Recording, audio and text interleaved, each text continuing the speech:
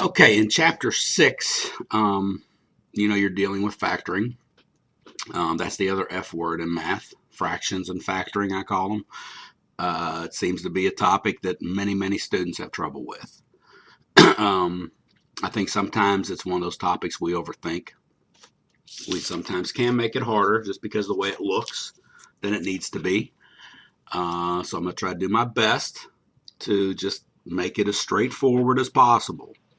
Don't overthink things. So just remember one thing. If you see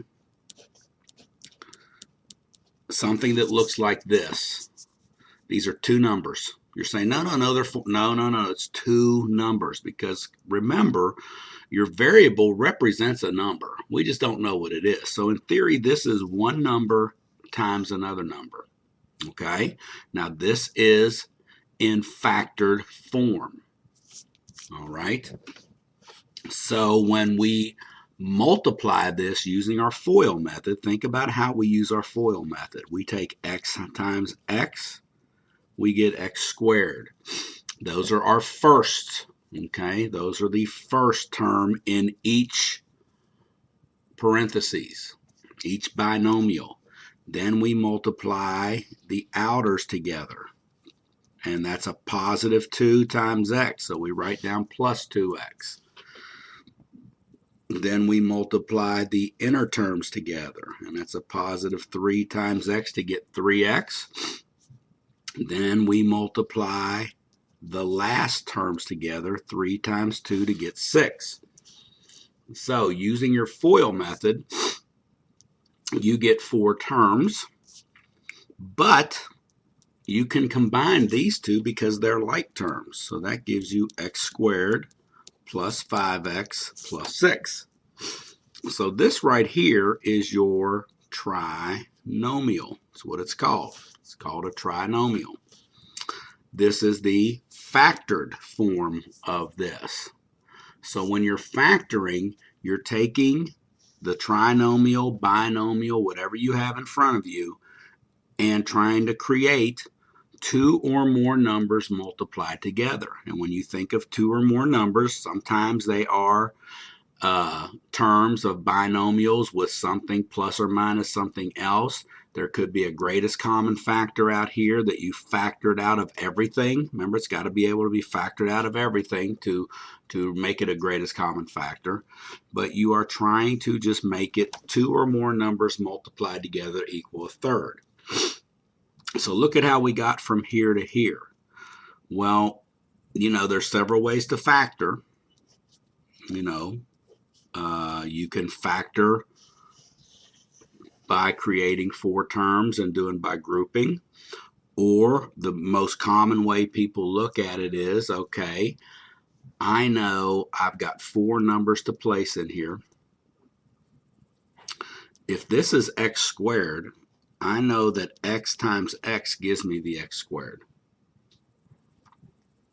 Okay, now I need 2 numbers that multiply together to give me 6. Well, there's lots of those. 2 times 3, 6 times 1. Which one works? Well, you need the combination of numbers that multiply together to give you 6 that also add to give you 5. And that comes from right here with the 2x plus the 3x. So I'm going to create a 3x and I'm going to create a 2x. So there's my 3x. There's my 2x, and that gives me my 5x. Okay? So when I see students miss these, it's telling me oftentimes that they're really not understanding the combination required to get the factors. And the other thing is they're not checking. Okay? If you want to make sure you factored this correctly, then use your FOIL method and multiply it. So I don't mean to be mean here, but you either obviously maybe you just don't care if it's right or wrong because they're very quick to check. So if you really want to make sure you're right or wrong, multiply it out. Now, if you had messed up here, let's say for example you did x plus 5 times x plus 1. Okay, just because you messed up. All right, well, if you check this and do your FOIL method, well, you get x times x, which is x squared. You get plus 1x. You get plus 5x. You get plus 5. Well, you got x squared plus 6x plus 5. It's not what you needed. And what this might help you do is it might help you understand why you're missing these. If you are missing them. If you're not missing them, then go on and do what you're doing. Okay? So, you've got to find out, why am I making these mistakes? And just try to remember the process. You've got 4 numbers, 4 items, 4 terms to place in here, whatever you want to call them. There's stipulations to what goes where and what they have to do. Always remember that the last term in each parentheses here must multiply together to give you that last term in this trinomial. The first terms always have to multiply together to give you that. But there's more than one choice sometimes as to what these 2 numbers can be. Sometimes to what these 2 numbers can be. So you have to make sure you place them correctly. And the best way to do it is just to check it. Just to check it. Don't just write it down and move on. Okay? All right, let's look at the factored form if these are both negative. So, using my FOIL method, I have x squared. I take x times negative 2 to give me negative 2x. Negative 3 times x is negative 3x. Watch your signs here. Negative 3 times negative 2 is positive 6. Combine my like terms. So it looks very similar to what we had up here. There's a difference though. We've got a minus sign. So when you have a minus sign in here, that means somewhere there's got to be a negative in these factors. How do I know whether one's negative or both are negative? Well, by this sign here. That's positive. So therefore, the only way to get a positive number here on this last term in your trinomial is for both of these to be negative or both of these to be positive. Okay? So again, if I'm going to factor, go back to where we started, this is 1x squared. So see, I know this has to be x times x, my only choice. Now, I need 2 numbers that multiply together to give me positive 6 that also add to give me negative 5. That's the thought process. So, think about your factors.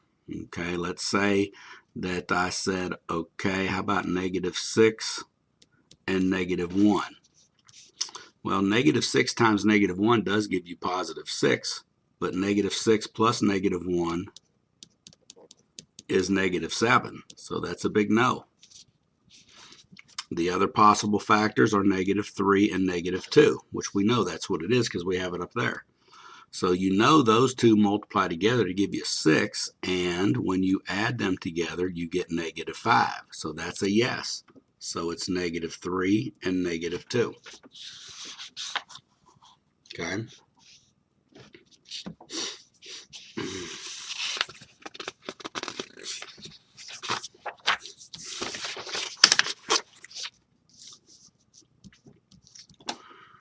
The third type of combination of signs is when you now do have one negative and one positive.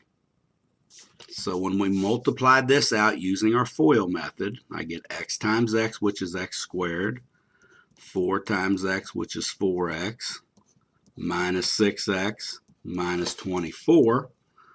Then when we combine our terms here, be careful, negative 6 and 4 is negative 2, and minus 24. Okay? So now you have a negative here. So think about how we got negative 24. Well, we have to have one negative, one positive. As we are factoring something like this, how do I know, which one's negative and which one's positive? Well, you have to have the one with the most quantity. It's got to be the biggest because I have a negative here. If this was a positive 2x, then I know the bigger number would have to be positive. So when I look to factor, first thing I always do is I write down my sets of parentheses. I mean, it's a process. Just follow the steps. I'm thinking about getting x squared here, so there's no other choice but x times x. Okay, think about using your FOIL method. All right. Now, here's the key, and this is where most people just mess up. Factors of negative 24 and a difference of 2, because I have negative 24 factors. So if you think of negative 24, well, there's lots of factors for that. It could be negative 24 and 1, 24 negative 1. If I look at those two and the difference is not 2, okay, I need a difference of 2. Go on down, 12, negative 12 and 2, 12, negative 2. Those are factors of negative 24, but neither one of them has a difference of 2. They have a difference of 10.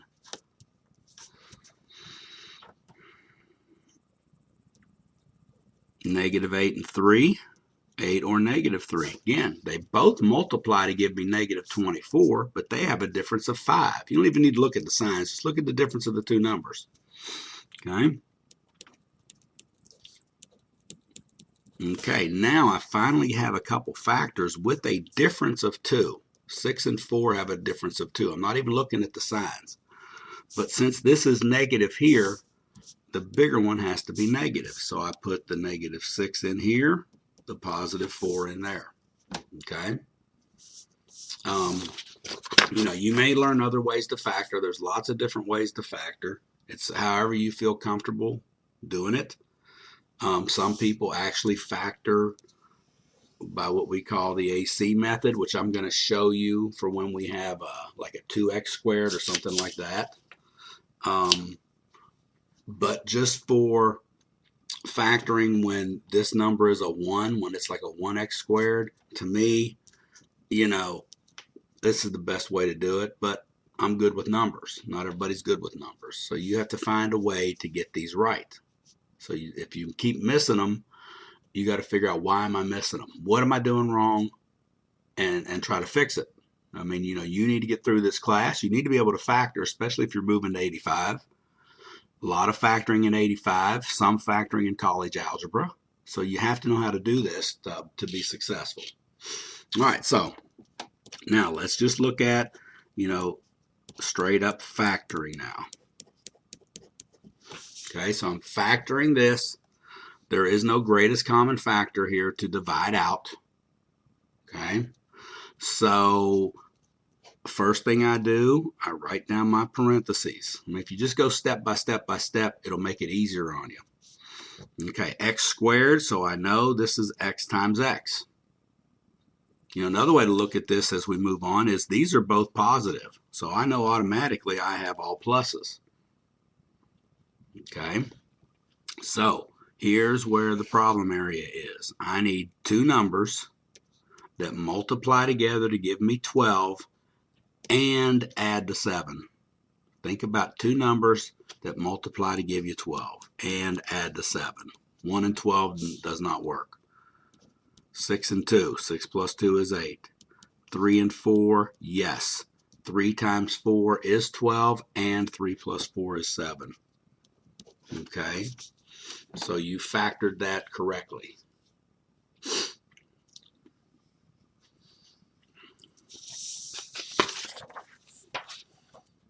Okay, and if you're not, good with the factors of numbers, well, use your calculator. It's okay. It's fine. Just use your calculator. Like for something like this. Okay, if you think of the setup here, again, since this is an x, I'm just writing down my parentheses. X times x. Now, that's a negative, that's a positive. This sign here being positive is telling me both of these signs have to be the same. Have to be the same. This being negative tells me, well, they're both negative. Okay, so look at factors of 22 that are both negative. Well, negative 1 and negative 22 does give me 22, but if I add these together, I get negative 23. Negative 2 and negative 11. Yep. Negative 2 plus negative 11 is 13. So I'm good there. So I put in the minus 2, minus 11. It doesn't matter if you put minus 2 and minus 11 or minus 11 and minus 2. It doesn't matter. Just make sure your signs are correct. So if you're not sure, don't forget you can check. X times x is x squared. Outers, negative 11x. Inners, negative 2x.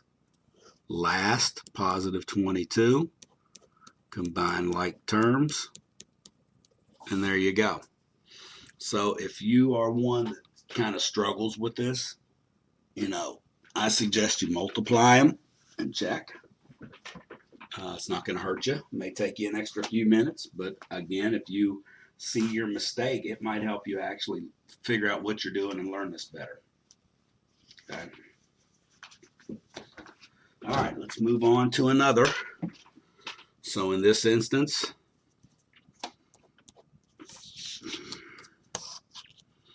we have x squared minus 5x minus 14.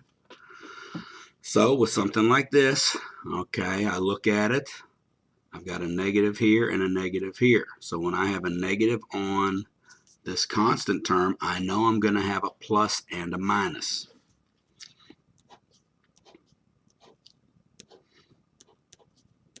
Okay, I'm not going to place my plus and minus yet, but I know that's what I have. So I need factors of negative 14 with a difference of 5. Okay, so if I look at both combinations here, see, that's a difference of 13. Even positive 1, negative 14, still a difference of 13. So my choice is 7 and negative 2. Well, that's a difference of 5, but it's a difference of positive 5 because 7 plus negative 2 is 5. So my only other choice then would be, is negative 7 and 2. I mean, I've got the right combination of numbers, just the wrong signs. So negative 7 plus 2 is negative 5. So that's my combo. So I put in negative 7 plus 2. And again, you can check it by multiplying it out. Okay, but you got to figure this out. That's the key. You have to, take the time and figure out, why am I missing these? What am I doing wrong? And troubleshoot your own steps. Okay, you can watch me all you want. Until you do it, you won't get any better. All right, so that's just kind of when your first coefficient, the coefficient of x squared, is 1. Now let's look at, when we get some of these with 2's and 3's and stuff like this on one of your terms. So again, using your FOIL method, that's a 2x squared. And don't forget, when you're multiplying, x times x is x squared. Then I take 2x times 4. See, that gives me 8x. 3 times x gives me a 3x. 3 times 4 gives me a 12. So what you notice here is there's no 4 down here because we're multiplying it by 2. Okay, that's the difference here when you're factoring with a number other than a 1 with your x squared is, I'm not looking at, this is not one of my, quote, factors of, not factors, excuse me. This is one of my factors to give me the 12, but the 8 is not necessarily a factor, okay, because see, you're taking 2 times the 4. All right, so when I add these together, I get that. So you're not looking at factors of 12 with the sum of 11 anymore. See, because of that 2. Okay, you're still looking at factors of 12 that are going to go here and here, but they don't add to be 11 because of this 2. Okay, so I'm just going to show you trial and error. You can do trial and error, All right, you can place the 2x in the x because I know that's going to give me 2x squared. So let's say I said, okay, I know 4 times 3 is 12. So you got your 2x squared right. 4 times 3 is 12, positive 12. So you're good there. But let's check the outers. So that's 6x. That's plus 4x. Well, see, that gives me 10x. I don't need 10x. I need 11x. So that's not right. Okay? So, you can try again.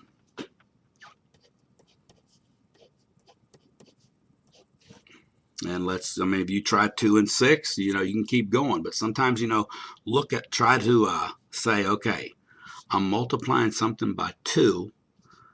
Well, if I put a 6 here, that's way too big. It's already bigger than 11. If I put a 2 there, okay, well, 2 times 2 is 4. 6 times x is 6. So that's 10x, still not 11. So I need an odd number somewhere is what I'm saying. So if I put a 3 here and a 4 here, everything's positive because these signs up here are all positive. So I just go ahead and try that, and then I check using my FOIL method again.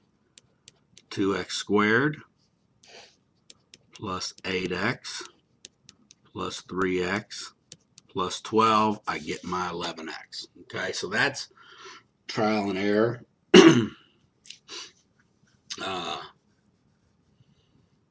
The method of factoring, the other one, the AC method, as I talked about. Some of you all have learned how to factor using that AC method.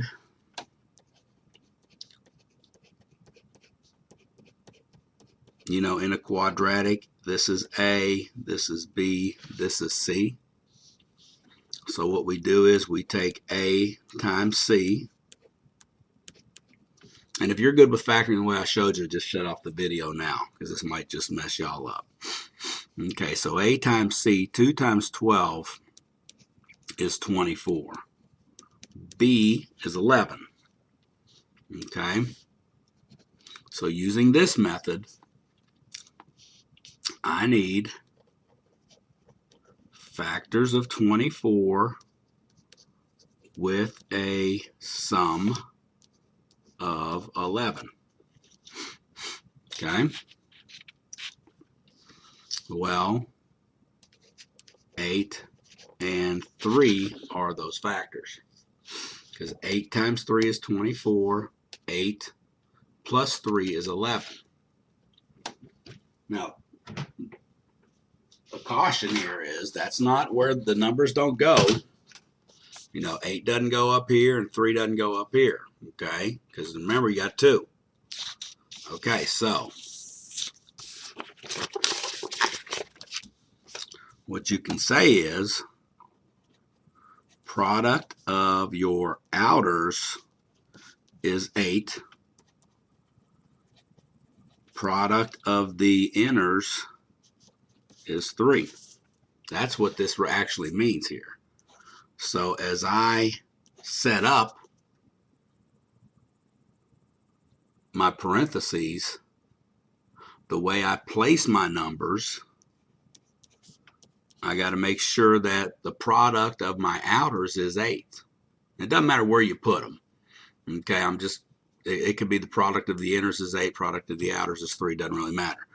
But these are my outers right here. So I need to get 8. So therefore 2 times 4 is 8. Inners is 3. So 3 times 1 is 3. Everything's positive. Okay, so that's kind of the AC method. We really don't show that in this class because it can be confusing to some people, but some of you all, like some options. So that's an option. But the best way, in my opinion, to factor is to just check. Just check it. Multiply it out. And then you'll know you're right or wrong. It takes a couple extra minutes. All right. The last thing that I always see lots of problems with is solving. See, up till now, our instructions have been to factor. That's not solving. Solving is finding a value for your variable. And the difference in when we solve is there's going to be an equal sign. And I want to solve this and make it equal to 0, okay? So it's got to be equal to 0 for me to solve. If it's factored, well, I set each factor equal to 0, okay? Use and then solve, because what we're saying here is if two numbers multiply together to give you 0, one of them has to be 0. So therefore, x can be -3 or x can be -4. Now, if I substituted -3 up in here for both of these, I'll get 0 here. 0 times anything is 0. If I put -4 up in here, I'll get a 0 in this term. So they don't have to both be 0. Only one of them has to be 0.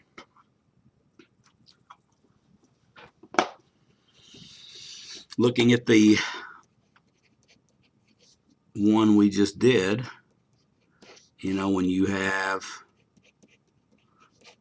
something that's factored with this 2 or 3 or whatever number this is here with the x, you still just set them equal to 0. That's the best way to do it. And then solve. Okay, now with this one here, I've got to subtract 3. So I get -3 divided by 2. So x is -3/2 or x is -4. Okay, I see these missed all the time, and you know, you're missing some things that I think you can totally do. So you just don't know the process. You don't know what you're supposed to do. But that you got to learn your steps. When you're solving, this is what you do.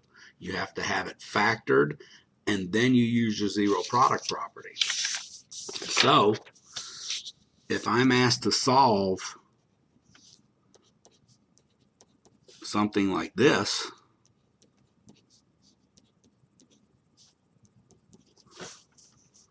well, I've got a factor.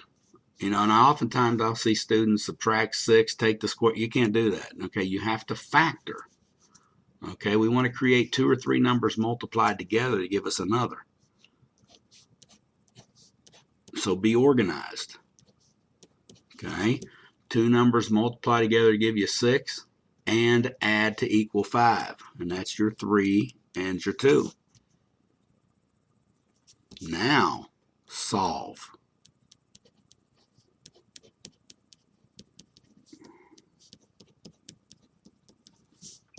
So x is -3 or x is -2, okay? All right, so I did not cover certainly everything. I'm just trying to highlight some areas I see problematic. It's up to you to go practice it. Other than that, you know, keep in mind that the final is due Thursday. No extensions. My grades are due Friday. That's firm. I can't do anything about that. So no extensions. So you better make sure that you, if you're getting it proctored or whatever, do it as early as possible in case there are problems. Then your proctor can contact me. Make sure I've given most of them my phone number. They can text me, and I will be by my phone all day to make sure I'm available. Study, take that practice, that final practice quiz many times, as often as you want. But sit down without notes, without help, without anything, just like you were taking a test. All right, so good luck.